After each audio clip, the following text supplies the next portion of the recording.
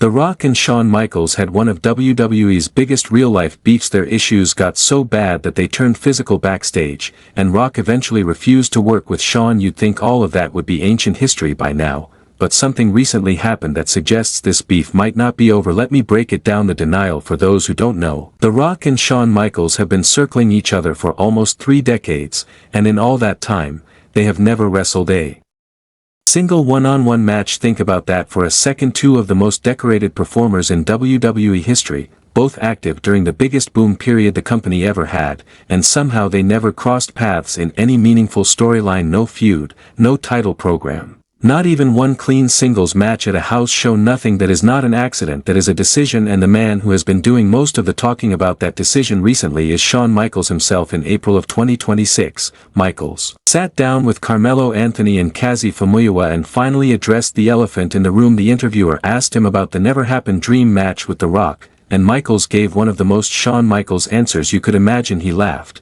then shrugged the whole thing off. According to Michaels, Rock didn't like him, and all the backstage stories about him and Triple H being cruel to a young Rock have been blown way out of proportion. He said none of it was accurate. He explained that whatever tension existed between them was based on things Rock was told when he was younger. He said that these days they get along and even talk about things, and by the time Michaels returned from injury, he pointed out, The Rock was already deep into his Hollywood career and was not really around anyway. Great answer. Very PR friendly, very reconciled. The only small problem is that The Rock's own words tell a completely different story, and those words have been sitting on the record for more than 25 years. Back in December of 1999, The Rock sat down with Wade Keller of the Pro Wrestling Torch for a long-form interview. This was peak Rocky, the People's Champion, the guy carrying the Attitude Era alongside Steve Austin. Keller asked him directly about Shawn Michaels, who at the time had been out of the ring with a back injury for about a year. Rock did not dance around it. He did not laugh it off. He did not give some polite answer about respecting his peers. He gave the coldest possible response. He said, "He was not helpful to me. I never sought his help. I really have nothing to say about Shawn." And when Keller pushed a little further and asked whether Rock would ever want to work a program with Michaels if he eventually returned to the ring, Rock delivered the money quote. He said, "I have no desire to work with Shawn, none whatsoever, none whatsoever." That is not the language of a guy who thinks the story was blown out of proportion. That is the language of a guy who had already made up his mind and wanted the whole world on record with him. And here is where the picture starts to sharpen. Shawn Michaels did come back in the summer of 2002 at SummerSlam. He returned to the ring after a 4-year absence and eventually became one of the biggest stars of the second half of the Attitude Era and everything that followed. That long injury absence during Rock's peak run is important because it means the window for a Rock and Michaels program had already been closed for a while, simply because of timing. But once Michaels came back full-time and started working a regular schedule again, that window was wide open. Rock was semi-active, Michaels was healthy. The company had every possible reason to book that dream match. According to reports from Chris Jericho and Dave Meltzer, WWE actually wanted that program. They discussed it internally more than once, and according to those same reports,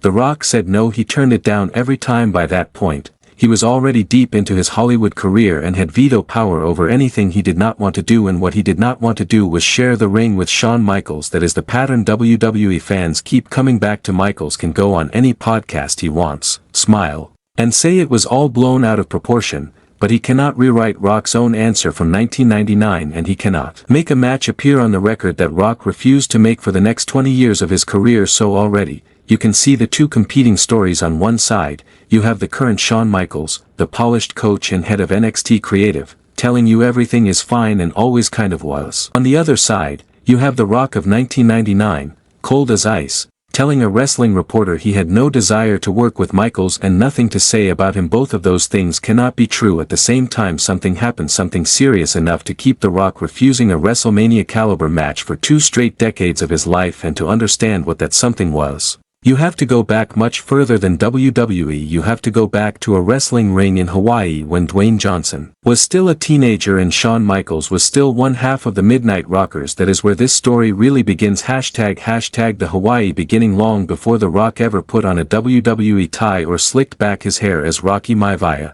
He was just Dwayne Johnson, A teenage kid whose family lived and breathed professional wrestling, and you cannot understand this story without understanding that family, because this entire beef is really about family. His grandfather was Peter Maivia, one of the founders of the Polynesian style of professional wrestling and a legend in his own right. His father was Rocky Johnson, a former WWF Tag Team Champion and one of the first black men to hold championship gold in the company, and his grandmother, Leah Maivia, was one of the very few women in the 1980s who actually ran her own wrestling promotion in an industry that often treated women in the front office like an afterthought.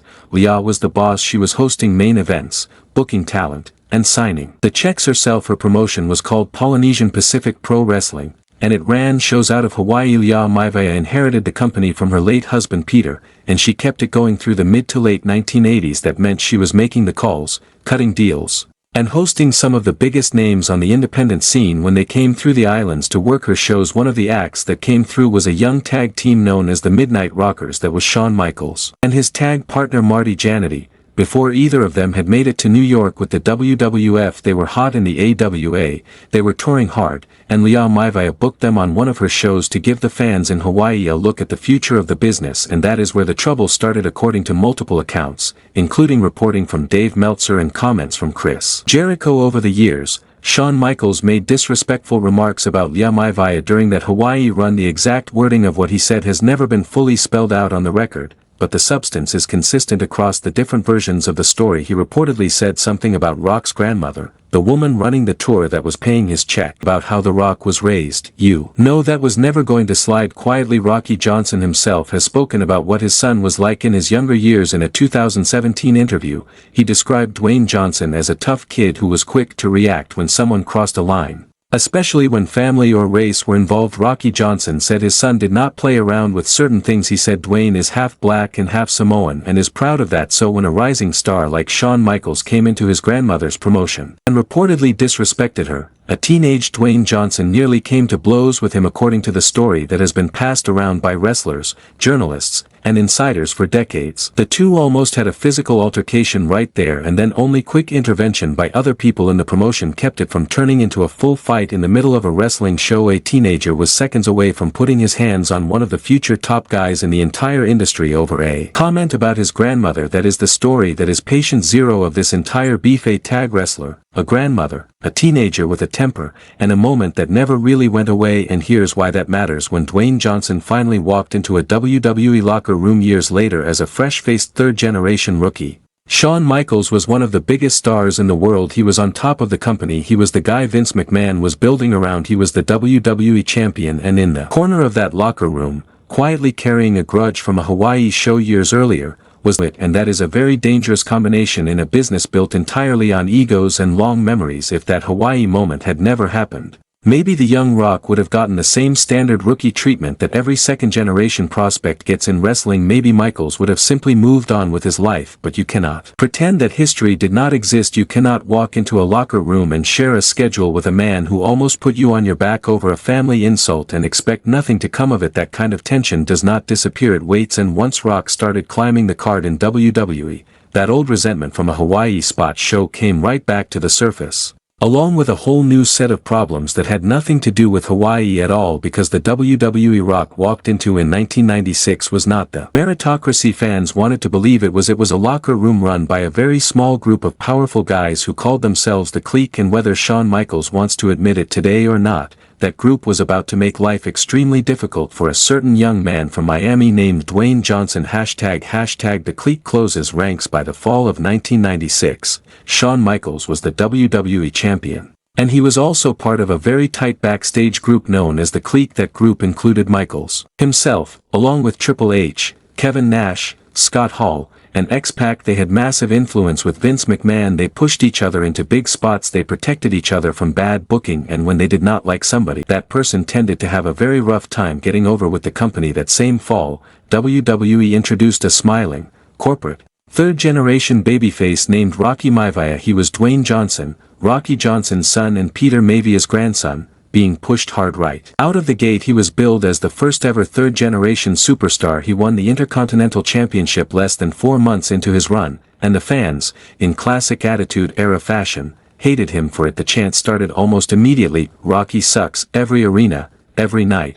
coast to coast. That is a hard place for any young performer to survive, especially one who was still learning how to work, but it gets much, much harder when the guys in the back are pouring gasoline on the fire, according to Bret Hart, who took the young Rocky under his wing during this period and basically became his mentor. Shawn Michaels and Triple H were actively working against him behind the scenes. Bret has told this story in his autobiography, and in interviews for years he described a locker room where the clique guys viewed Rocky as a threat to their spots. They saw a talented young kid coming up fast, and they wanted to slow him down before he could take somebody's push. One of the more famous incidents from that period involved a top rope dropkick. Rocky had started using the move as part of his high-flying legacy babyface offense, according to Bret Hart's telling. Shawn Michaels confronted the young Rock in the locker room one day and dressed him down for using it. Michaels claimed the top rope dropkick was his move and that Rock had no business using it in matches. The message was clear enough: stay in your lane, rookie, this move belongs to me. Then it got political, really political. Bret Hart has said that Shawn Michaels and Triple H went directly to Vince McMahon and lobbied for the Intercontinental title to come off Rocky as soon as possible. Their preferred plan was for Bret Hart himself to beat him cleanly for the belt, so that Triple H could then take it from Bret and get a fresh,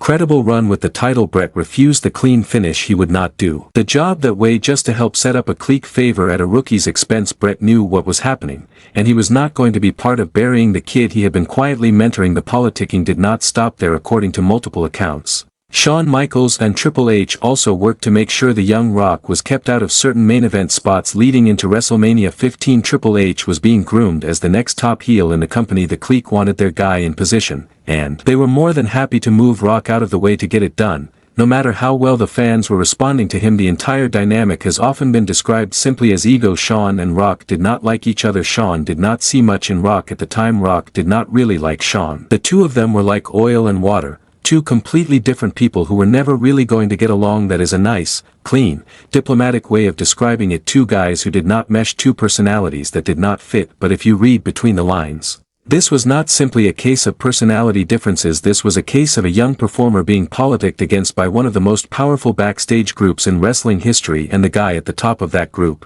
or at least the guy with the most influence in the champion's ear, was Shawn Michaels. Now imagine you're Rock in that situation. You already have this Hawaii incident hanging over your head from years ago. Then you walk into work every night, and the WWE champion himself is telling you what moves you can and cannot do, lobbying to have your title taken away, and doing his best to make sure you never make it to the top of the card. What kind of relationship do you think that builds between two men who have to share the same locker room? Not a good one, not a working one, certainly not a we get along and talk about stuff kind of relationship. By the time Michaels went down with his back injury in the spring of 1998, Rock had already flipped heel, joined the corporation, and started his run as one of the best talkers the business had ever seen. He was on his way. He was becoming the star that everybody had tried so hard to stop him from becoming, and the man who had spent the previous 2 years working to slow him down was suddenly out of the picture. But not for good, because before Shawn Michaels' back injury took him out for 4 full years, there was one more moment between these two that people are still talking about more than a quarter century later. A live main event, a special guest referee, and a super kick that came in a little too hard for anybody's liking. Hashtag the kick. And what came after the date was August 26,